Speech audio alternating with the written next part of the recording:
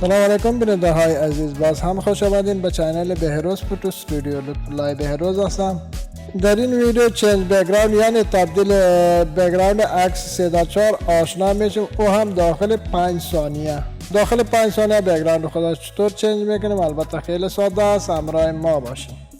خب دوستان، ما اینجا ورک اسپیس خدا ورک اسپیس فوتوگرافی انتخاب کردگی هستیم. عموما ما از ورک اسپیس فوتوگرافی استفاده میکنیم. اگر شما ورک اسپیس را میخواین فوتوگرافی کنین، میایین در ویندوز ورک اسپیس فوتوگرافی. خب اصل موضوع ما البته پراپرتیز می باشد. البته این اسپیس ما اگر کلوز شود مشکلی نیست، پس میایم در ویندوز در اینجا پراپرتیز می باشد.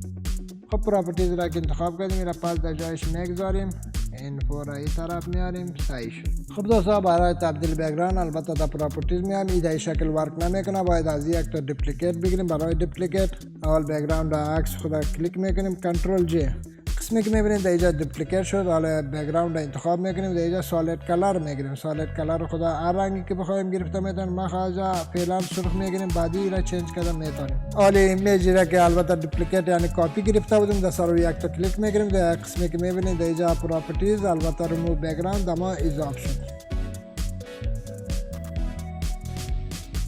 دوستا از ریموو بگراند که کردیم آتو بگراند ما را ریموو کرد. خب ما را زوم میکنیم. دوستا از قسمی که میبینید در اینجا کاتینگ های ما معلوم شده شسته. ما میخوایم که کاتینگ های معلوم نشود. خب ما در سر این لیر یک تا کلیک میکنیم. لیری که کلیک کردیم قسمی که میبینید در اینجا فیدر میباشد، این فیدر شو اضافه میکنیم. این قسمی که میبینید سفیدی انداخت، این بیخی زیاد شد، ما ایره 2 گذاشتیم. و در اینجا کمی که دیتایل هست تارکاش بود، البته اون آمده. باز در سر سالید کلر یک تا کلیک میکنیم، در اینجا میره ملتی میکنیم. ملتی کردیم که قسمی که میبینید کلی دیتایلش معلوم شد، البته تارکاش یعنی کلی معلوماتش نما اضافه شد. و اگر ما بگراندش دیگه شکل کنیم، پس سر این سالید کلر که از دبل کلیک میکنیم، هر رنگی که بخواین از شما انتخاب کردن میتونین، خیلی ساده است. خب ما میره وایت میگذاریم. خب ما از وایت میگذاریم چون در ما وایت ضرورت نباشه. تو ایره اوکی میکنیم.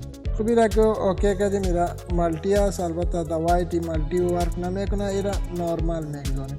خب دوستا، قسمی که میبینین بگراند عکس ما چنج شد با زودترین فرصت. خب اینا را همگیش یک لیر میسازیم. برای یک لیر ساختن بالا لیر را انتخاب میکنیم، کنترل شیفت ای. قسمی که میبینین یک لیر شد یعنی بگراند شد.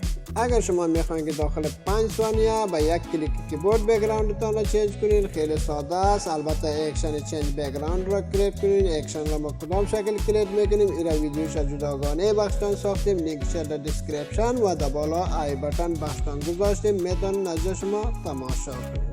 خب دوستان عزیز، خدا کنه که این ویدیو مورد پسندتان قرار گرفته باشه. برای حمایت از ما چینل ما را سابسکرایب کنین، ویدیوهای ما را لایک و شیر هم کنین تا تسلسل ویدیوهای بعدی برقرار باشد. خب همین قبل در ویدیو از ما شما تا ویدیو بعدی همه شما خوبان را به الله یکتا و مهربان می سپارم.